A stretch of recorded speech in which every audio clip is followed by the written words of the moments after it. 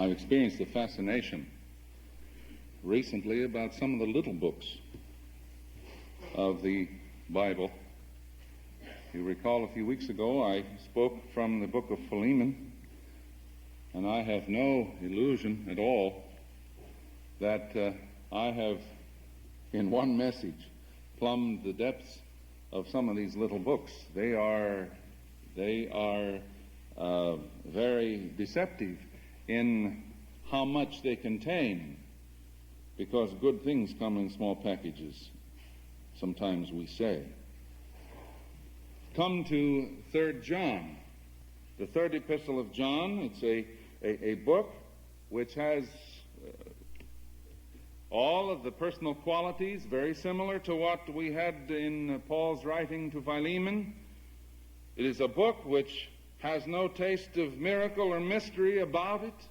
It involves no real statement of doctrine, or it has no weighty kind of stuff that tells us about heaven or tells us about the church. It just simply tells us about practical relationships.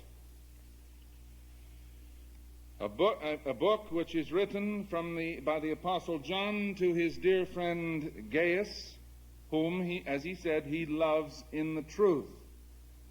We take for granted that Gaius is a real person. Some people go into long discussions that Gaius is some sort of a representative mystery man, that we're not quite sure who he is.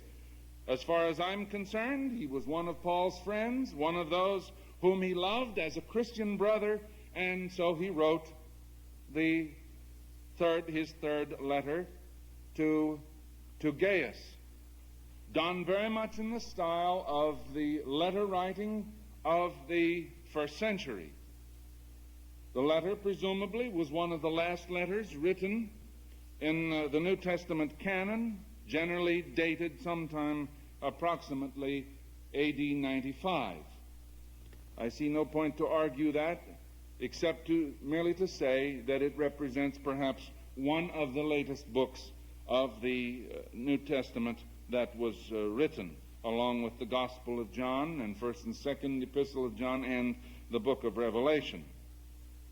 Now, as far as the title of the message, which I have gotten from this particular book, I am not being whimsical at all when I entitled this book A Big Man in a Little Church. I'm sure that some of you perhaps thought that this may be, I may be speaking of myself as the big man, but as far as the little church is concerned, these are not any evaluations which I've made either of myself or of the church. It just so happens that some things seem to concur. The elder to my dear friend Gaius, whom I love in the truth. Dear friend, I pray that you may enjoy good health and that all may go well with you, even as your soul is getting along well. It gave me great joy to have some brothers come and tell about your faithfulness to the truth and how you continue to walk in the truth. I have no greater joy than to hear that my children are walking in the truth. Dear friend, you are faithful in what you're doing for the brothers, even though they're strangers to you. They have told the church about your love. You will do well to send them on their way in a manner worthy of God. It was for the sake of the name that they went out, receiving no help from the pagans. We ought therefore to show hospitality to such men so that we may work together for the truth. I wrote to the church, but Diotrephes, who loves to be first, will have nothing to do with us. So if I come, I will call attention to what he's doing, gossiping maliciously about us. Not satisfied with that, he refuses to welcome the brothers. He also stops those who want to do so and puts them out of the church. Dear friend, do not imitate what is evil, but what is good. Anyone who does what is good is from God. Anyone who does what is evil has not seen God. Demetrius is well spoken of by everyone, and even by the truth itself. we also speak well of him, and you know that our testimony is true. I have much to write to you, but I do not want to do so with pen and ink. I hope to see you soon, and we will talk face to face. Peace to you. The friends here send their greetings. Greet the friends there by name. A big man in a little church.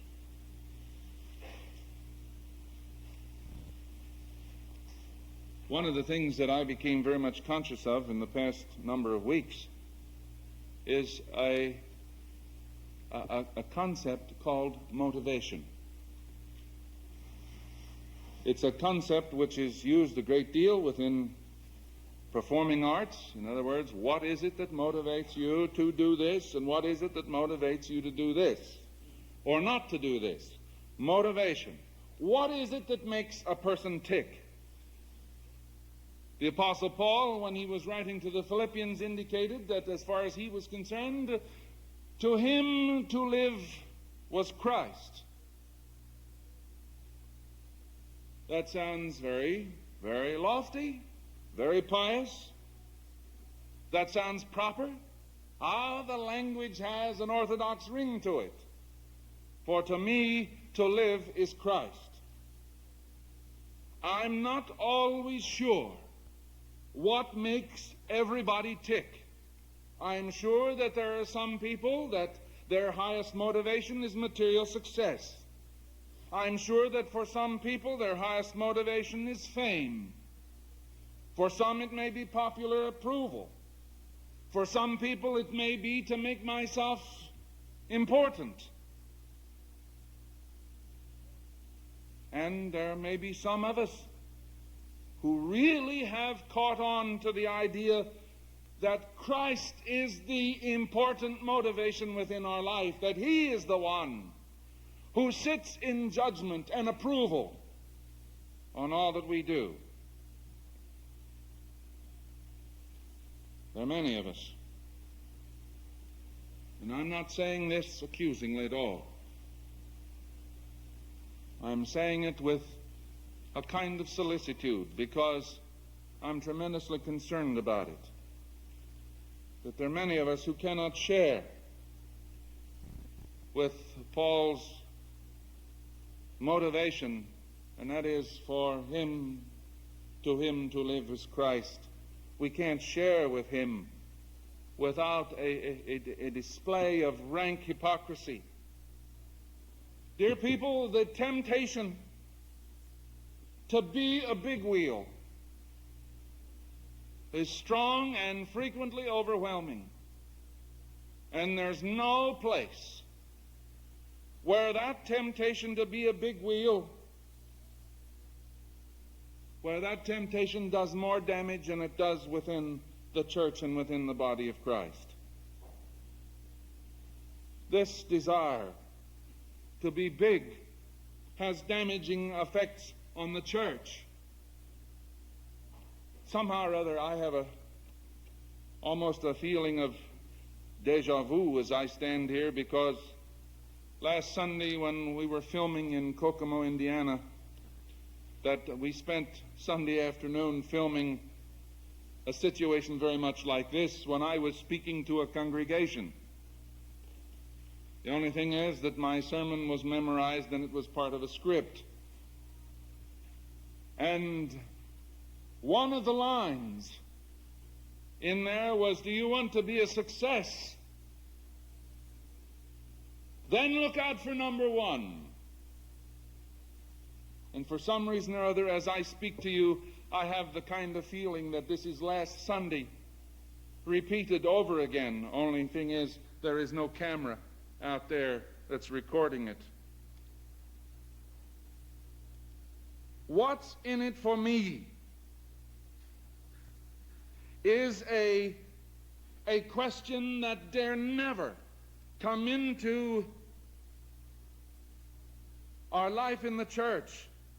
That's what's in it for me must be substituted for that which was the experience of Gaius, who received the commendation of the Apostle John because Gaius was one who walked in the truth. We have two men spoken of here, Gaius and Diotrephes. Gaius was the one whom John said, I have no greater joy than to hear that my children are walking in the truth.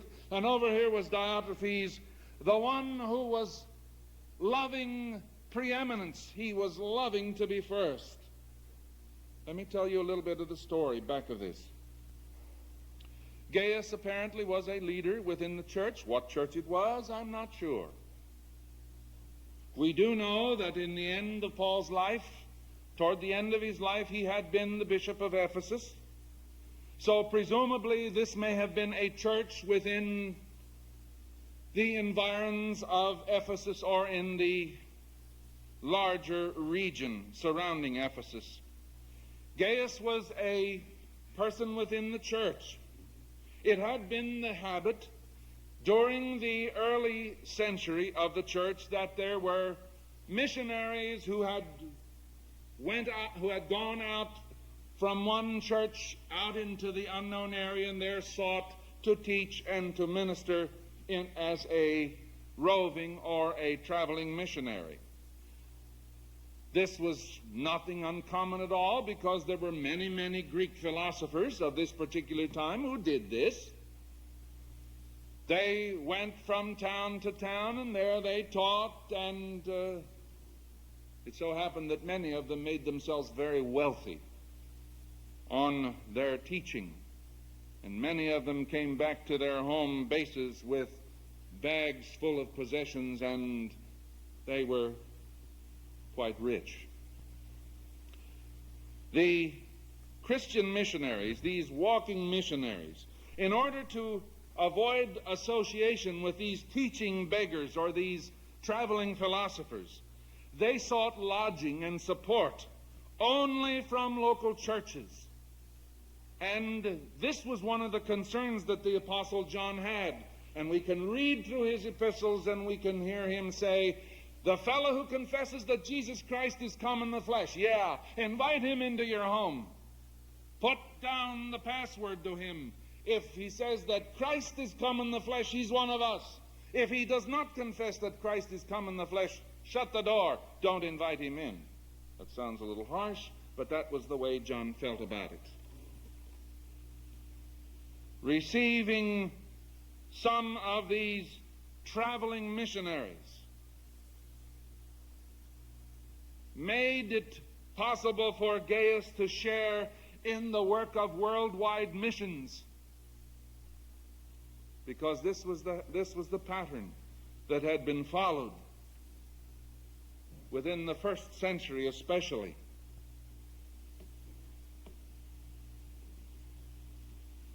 I believe very much in the validity of the concept of Mennoniting your way. I think that's scriptural. And I've never publicly commended Leon Stauffer and his wife for working in this area, but to me it's most logical that Mennoniting your way should also have a Salunga address. Because I believe that this is one of the ways whereby we can not only enhance Christian fellowship, but we can also share in the worldwide testimony of Jesus Christ by Mennoniting your way. As far as I'm concerned, it's scriptural. And I think that, economic conditions at the present time may have some dire effects upon the expression of our hospitality. I think that, we have to be careful that we do not commit the sin of having small houses. Now, I'm not talking about how many square feet you have. I'm talking about that your house is too small to invite a Christian brother to share your own Christian hospitality. Gaius was one who fostered the fellowship of all Christians by his hospitality. He was loyal, devoted, and living for Christ. We come to Diotrephes. Diotrephes, according to the King James Version, he loved the preeminence. Diotrephes was not a great person in the congregation. He just had swelled to the to the point where he had become a big man in his own eyes. Well, who was Diotrephes? Well, some people say it's possible that he was a self-centered official. Some people said it was this is the first indication in the New Testament that we have of a developing monarchical kind of bishop system that existed at least by the time of the 2nd century. His name has a heathen origin. I'm not sure, whether Diotrephes came into the church and had never substituted his heathen, a name with a heathen origin, and made it distinctly Christian. He was called, his name really means a nursling of Zeus. That's not particularly a very good name for an official within the congregation, but then, of course, we don't particularly worry in our days about what our names mean. There's a possibility that he was just simply an officious person in the congregation who was throwing his weight around. Perhaps he was a person who had loved power, and one who said, "Hey, look, within the church is the best place that I know of where I can grasp hold of power and I can be somebody." Maybe he was simply somebody who attended church because it provided him some special recognition. This almost makes me shake my head and hold my peace, because having Diotrephes within the church is not as far-fetched and as far removed as we perhaps might wish. I've known of some congregations who found that their ministry to the community was rendered ineffective because there was a whole power structure within the congregation that if anybody came into that congregation and was converted to Christ and came in there with gifts and talents, that it somehow or other upset the power structure, and people said frankly that they did not want to have anybody else come into the church because it would mean that the power structure would be upset. At any rate, Diotrephes is an example of wrong leadership. He would not receive the messengers. He would not receive the letter from John. He loved to show his power. He rejected John himself. He was insubordinate. He spoke against John. The saddest thing, however, was that he limited the missionary outreach in the whole region because he would not permit that congregation to demonstrate hospitality, presumably to Demetrius. And what was worse, anyone who did not obey his own whim, he threatened with excommunication. He followed that which is evil, and he did it in the name of good. Diotrephes, by his attitude, by his desire to use his relationship in the church as a means of ministering to his own ego, he gave evidence of tremendous spiritual need. You want to know something? I'm sure John could sympathize and understand just what was making Diotrephes tick. Because do you remember back there when Jesus called John? The request which the mother of James and John made of Jesus, "Lord, would you give him the best seats in the house? One in the left hand and one in the right hand. Let my sons be first." James and John got it honestly. Maybe it took one to recognize one. And I'm sure that John could understand very well just exactly the kind of damage to one's soul that the desire for an ego trip in the church, what it can create. One who seeks to emphasize his own importance must of necessity localize the sphere of his influence. You've probably heard the little kids out on the playground say, "I won't play ball unless you play it my way." or the one who says, I want to be it. You know, folks, it's the same kind of stuff. Only, as John was talking about it, it was big people's games. And the individual Christian who uses the church as an opportunity to display his own power obstructs the work of the church locally and universally. You know, Gaius is the example of consecrated leadership. His loyalty doesn't make him big or little. It just makes him great. He that is greatest, let him be your servant. The joy of those who lead the church is to see their children walk in the truth and not to control them.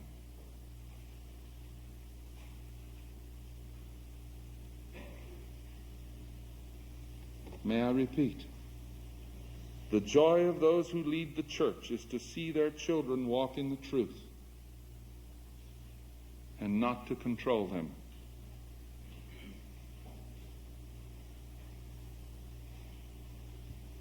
The ramifications of this stretch around the world, dear people. Not only shall our souls prosper,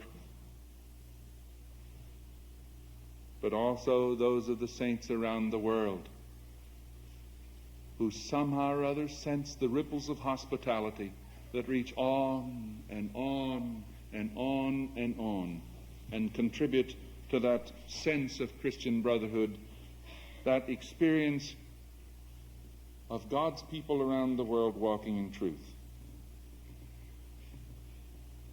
Now, I'm hoping this morning that if there is anyone in our congregation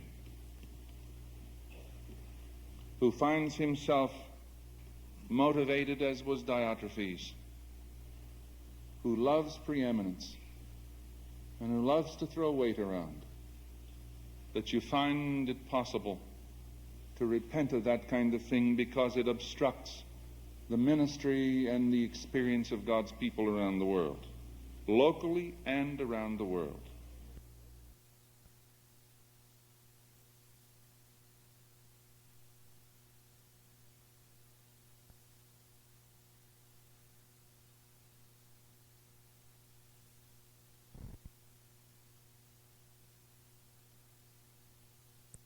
Which he gave to the infant